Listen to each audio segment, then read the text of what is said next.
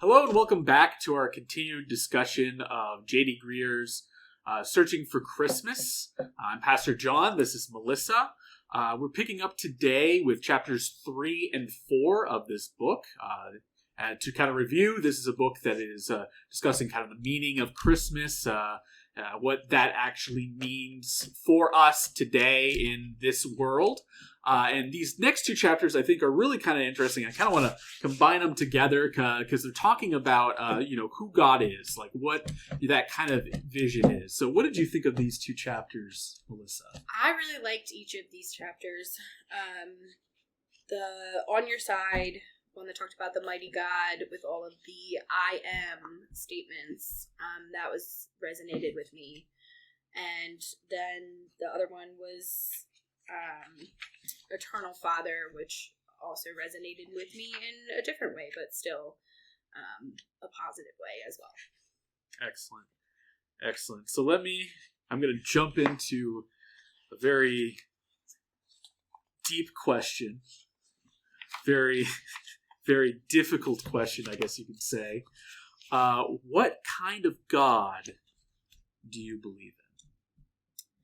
I believe in an omnipresent, omniscient God who is just all-knowing and all-encompassing and is ever-present in my life and in the lives of others around me. I believe in a God that is loving and forgiving and full of grace, and one of my favorite words is agape, which is what I think of when I think of God.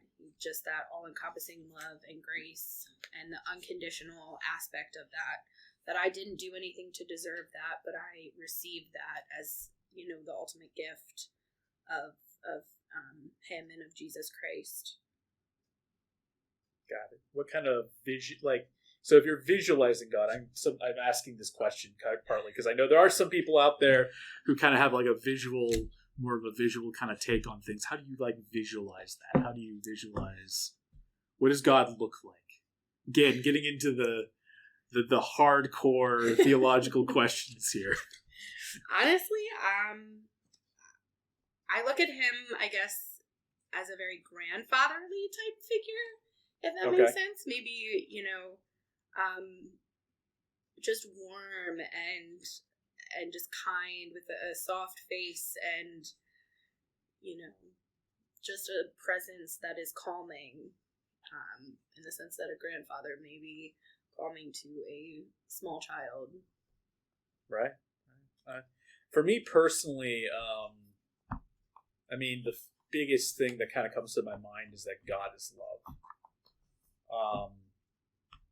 And I think that's important because it is one it's really easy, especially given my background, especially given having gone through school for ministry, gotten a degree, liking theology, and reading books in my spare time on it. I all of those things that you kind of talked about, all those characteristics of an omnipresent, omnipotent, all-knowing God are very important, and they are true, but they kind of can be very cold. They can be very sort of removed from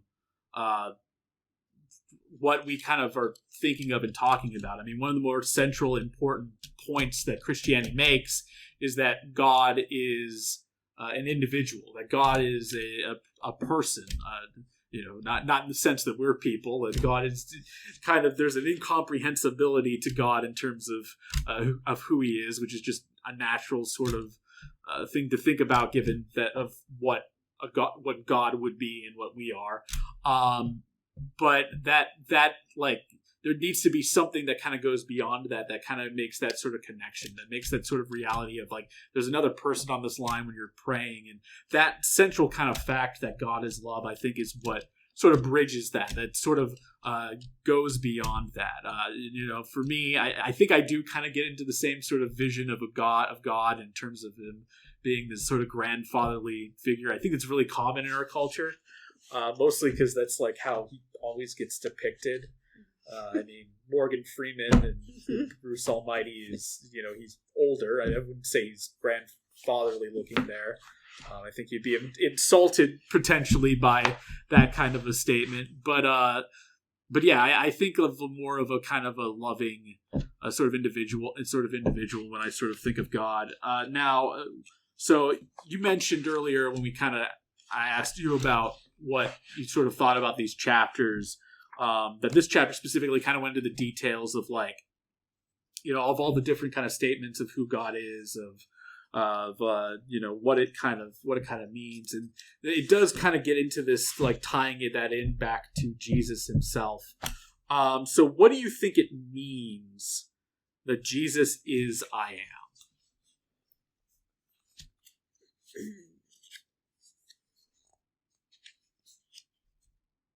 I think that statement, and I actually underlined it in here. Jesus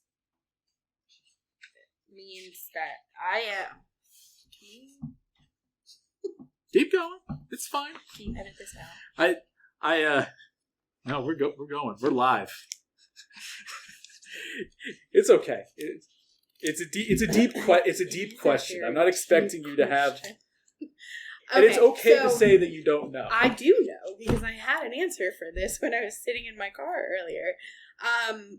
To me, Jesus saying I am is his way of saying I am the answer to all of life's problems, to all of life's questions, to everything. And I think what I underlined in here,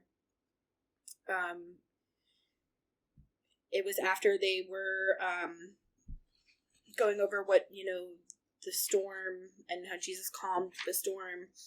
And Jesus is telling them by showing them, I'm your rescue when you have no hope. In fact, that's what the name Jesus actually means.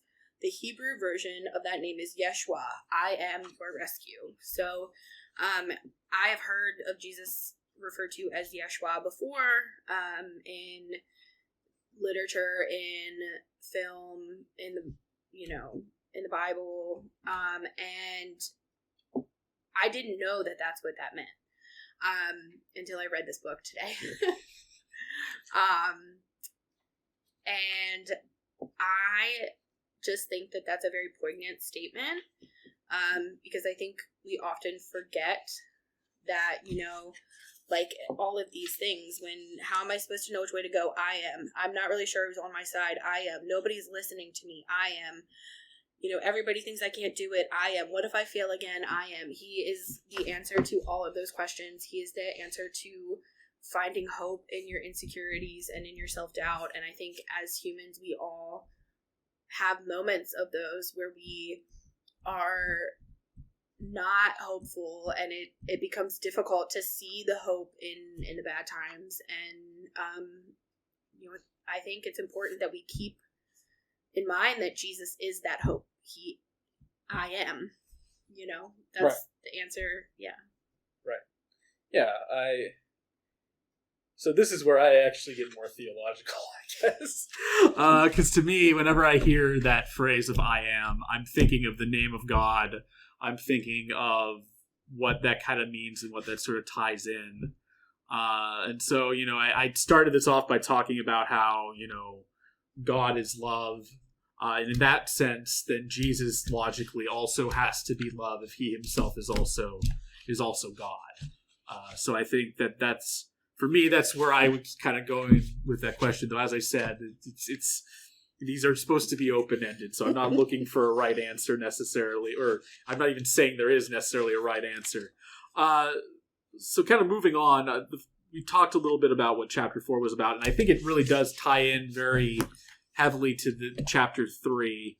What do you think when you hear the word Father? What kind of image does that bring to your mind? I think of my dad and the type of dad that I was lucky enough to grow up with.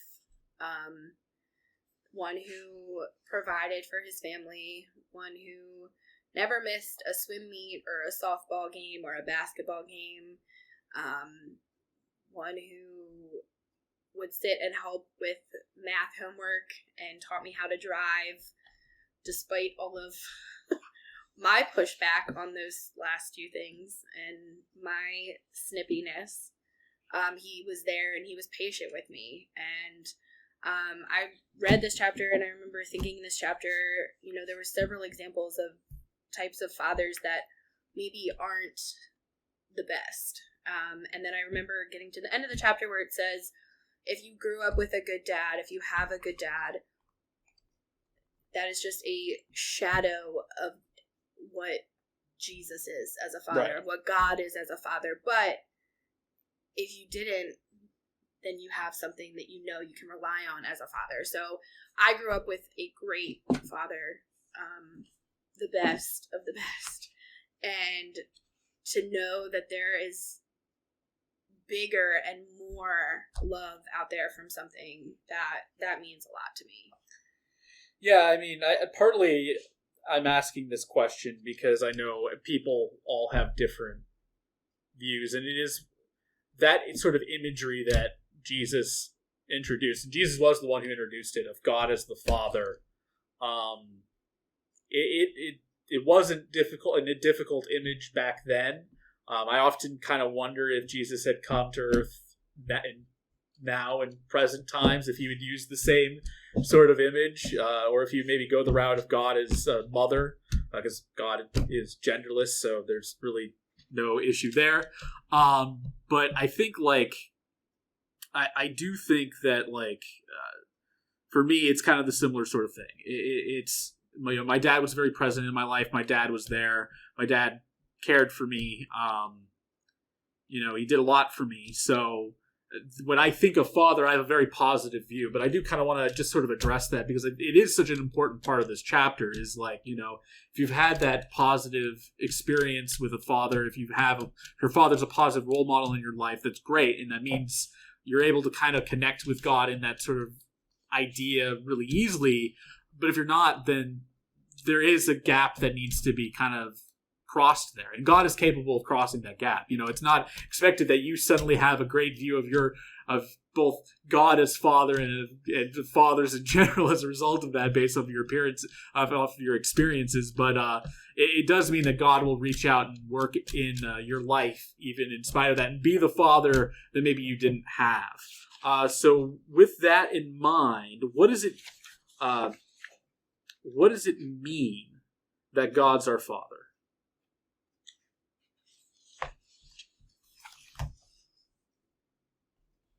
Well, I think it comes back to what you answered the first question with, that it just is love.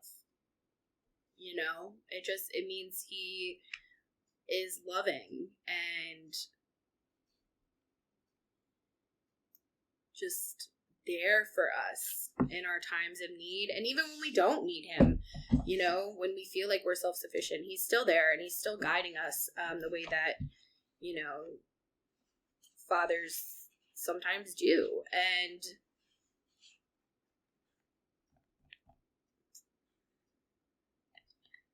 even if you didn't have a good relationship with your father growing up, and I know people in my life who had that experience, that there is some father figure out there that is there to love you and to guide you in your everyday life through the good and the bad. Right. Yeah, I think it's something that I think is relevant for just about everyone. I think it's if your dad was in your life, if you have a great relationship with him, then that just means that now you have another sort of fatherly figure in your life who you have a great relationship with as well. And if not, then God can fill that role. And I think that is a powerful thing. I think that's an important thing. I think it's something that, you can seek out and ask for, that you can ask God to be your dad. And you'll be surprised what he'll do for you. You'll be surprised how he works in your life when you're willing to rely on him in that sort of way. So with that, I will leave you all, and we will see you next week. Have a good one. Stay safe out there, and until next time.